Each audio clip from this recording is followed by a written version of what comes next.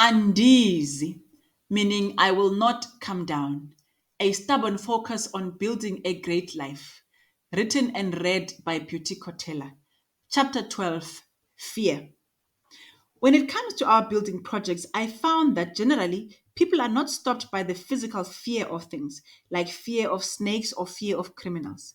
They may be scared of these things, but few people will say to you, I wanted to start a business, but I was afraid of criminals. Or, I wanted to get married, but I was afraid of physical abuse.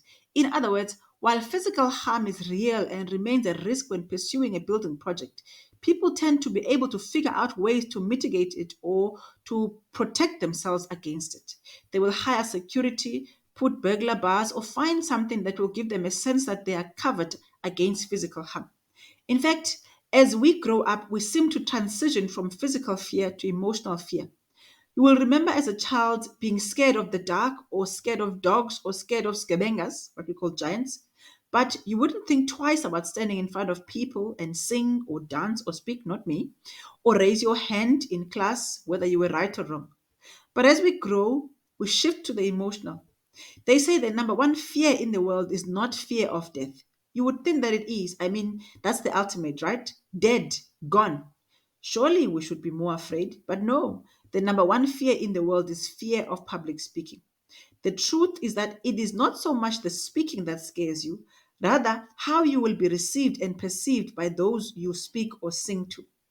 It is emotional harm that is a challenge, perhaps because it is difficult to place burglar bars around the perimeter of your heart and mind. Therefore, it is the fear of possible emotional harm that stops us the most. Consider with me the parable of the talents as told by Jesus in Matthew 25, and allow me to paraphrase it.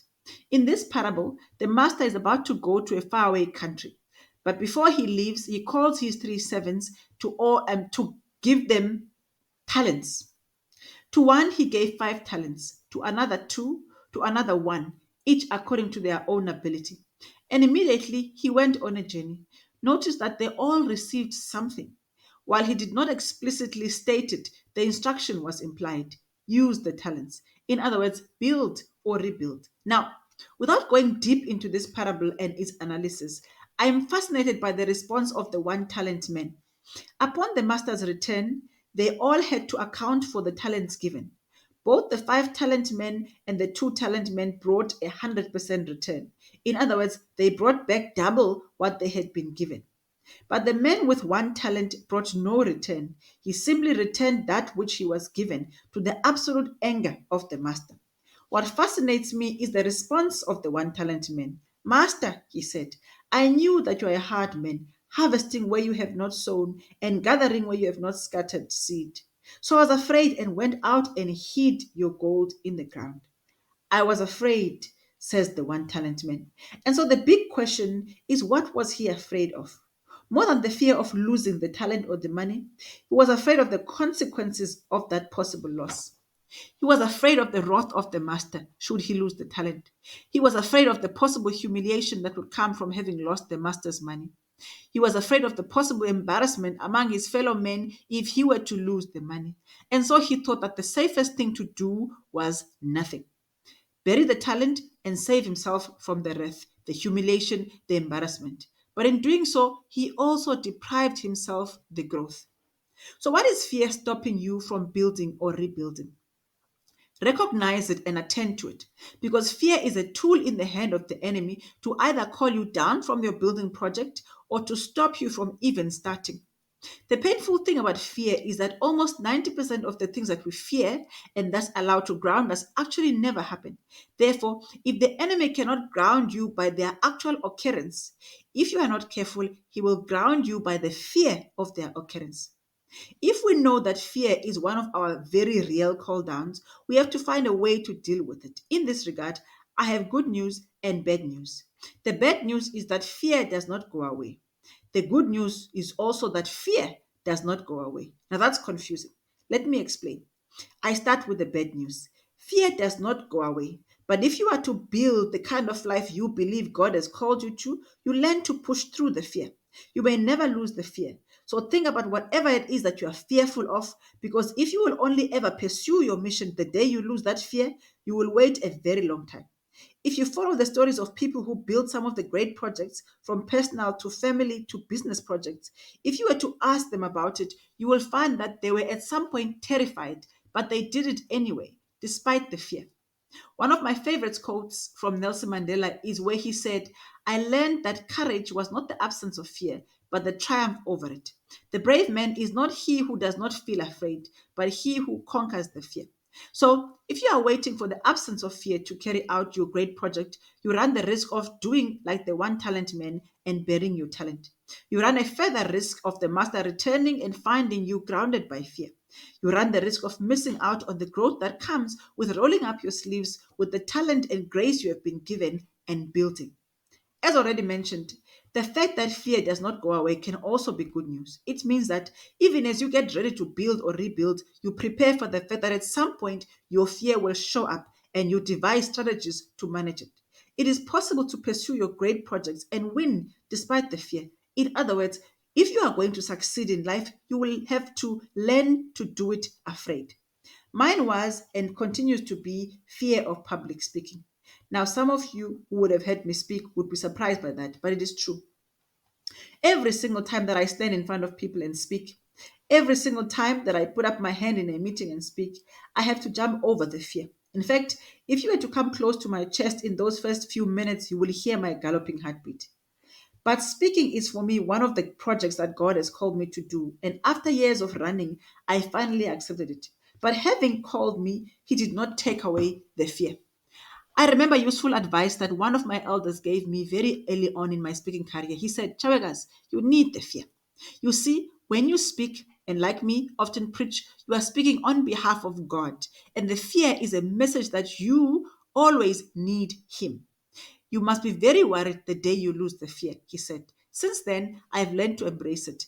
But that doesn't mean that I enjoy the fear, especially those dreadful moments as you come closer and closer to speaking. While the people are doing the preliminaries and the introductions and reading your bio, there is a little child inside of you that wants to go to the toilet, sneak away, and never return. But so far, God has managed to tame that little child. In primary school, I think I was in standard four, we each had to take turns to lead a song. Why? I don't know. It's some of those things that do not make sense about school, especially primary school. It was a Xhosa song that would start with the words Bantwana bam, meaning my children. I was so afraid that when the teacher said Hlabela beauty, I simply cried and with a crying voice started the song. This, of course, got the attention of everyone and they were amused by that. I never started a song after that in school. I was too afraid. Now you ask me, of what? I don't know. You might have a similar experience with fear. How afraid you were at starting a certain project, you probably did not even sleep a wink. You probably also wanted to run away, but you did it anyway. Were you afraid? Yes. But did you do it? Yes. That is where courage comes in. Without fear, we wouldn't need courage. I think this is where the phrase taking the bull by the horns comes from. I see the bull. I know it is dangerous. I am terrified of the bull, but I will not let the bull stand between me and the pursuit of my great project. So I will tackle the most dangerous part of the bull, the horns. Speaking of tackling the most dangerous parts, God once asked Moses to do exactly that. He found Moses in the desert and he commissioned him to pursue the great project of liberating the people of Israel. True to his humanity, Moses gave God all sorts of excuses, ranging from his inability to speak to the people rejecting him. Simply put, Moses was saying to God, I am afraid. And so he and God had to work through that. God, being God and mysterious, asked Moses what he had in his hand. Moses responded, a rod. God asked him to throw it to the ground. Moses threw it, and it turned to a snake. Moses was terrified. Now, from there on, God became strange. He said to Moses, pick it up. In other words, pick up the snake. But he was explicit. Pick it up by the tail. Lord, was there no other way? Who in their right mind picks up a snake by the tail, thereby giving the snake plenty of room to turn and pounce on you? But that is what God said. In other words, face your fears and see what I will do. If I'm honest with you, this is possibly where God would have lost me. He would have had to drag me back to this assignment. However, Moses was better than me. In spite of the fear, he reached out and grabbed the snake from the dangerous point of the tail. Only then did it turn back to being a rod again. I feel like God is saying, just because you are afraid does not mean that the building project cannot and must not take place. For fear, excuse the pun, of being misunderstood, I do not want to come across as dismissing these fears. We have to address them and find out where they emanate from. What am I actually afraid of? Why am I afraid of this? Can I address the root of this fear? But we must go beyond the origin of the fear. We must transcend it, and that is often a that is not often a once-off exercise. My final point on the issue of fear is the impact of perfection and failure. Let me boldly submit here that one of the underlying reasons for our fear is that we are afraid that people will realize that we are not perfect after all. You see, most of the time we spend our energies and resources trying to create an impression that we are perfect, we are good. And if we do not do the internal work required, we spend our life trying to prove that perfection or trying to defend that imperfect image. Even worse, many people will therefore stop themselves from the pursuit of their great projects, usually because they fear the possibility of failing at them. Because if they fail, people will know that they are imperfect and they would therefore lose that image they have of them, or even worse, would not love them because it turns out they are imperfect. This we base either on our own imagination, our own experience, or on observation. You yourself or someone you know once tried this building project. They or you failed at it, and they or you were perceived as imperfect. You simply cannot allow yourself to go through that. But the truth of the matter is that if we were to lose the need to impress, if we were to lose the need to appear perfect, we would be brave and win at so many things. Remember that how people view you or respond towards you or their affections towards you is none of your business. I honestly think that we would be much happier, much more authentic, and much more courageous if we cared a little less about appearing perfect. Here is also the good news about dropping this being you sharing, and that is you sharing your failures and successes. You inadvertently permit others to do the same. I love the quote by Marianne Williamson on our deepest fear. My favorite line is, as we let our own light shine, we unconsciously give other people permission to do the same. As we are liberated from our own fear, our presence automatically liberates others.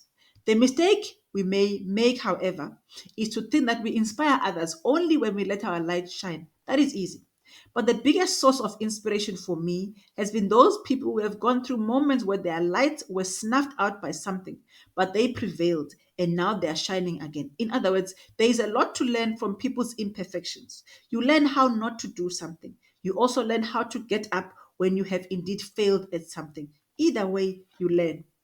I find this quite liberating and it reduces my fear, especially of starting, quite significantly. One of the questions I ask myself is, what if I fail?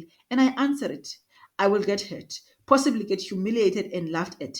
One thing is for sure, I will learn. Not only that, someone else will learn from my pitfalls and hopefully avoid them or learn how to transcend them. So fear of failure and imperfection is a serious call down, but if it is not one that you should respond to. In the fable of the two wolves, the young boy tells the grandfather, a fight is going on inside me. It is a terrible fight, and it is between two wolves. One is evil, the other is good. He desperately needed his grandfather to help him with this fight. The old man responded, the same fight is going on inside every other person too. Then the boy asks, which wolf will win? The old man simply answered, the one you feed. I feel like the same can be said when it comes to dealing with fear and our building projects. Inside almost everyone, the tug of war is between faith and fear. And the success of your building project depends on whether you will feed the faith or whether you will feed the fear. You choose.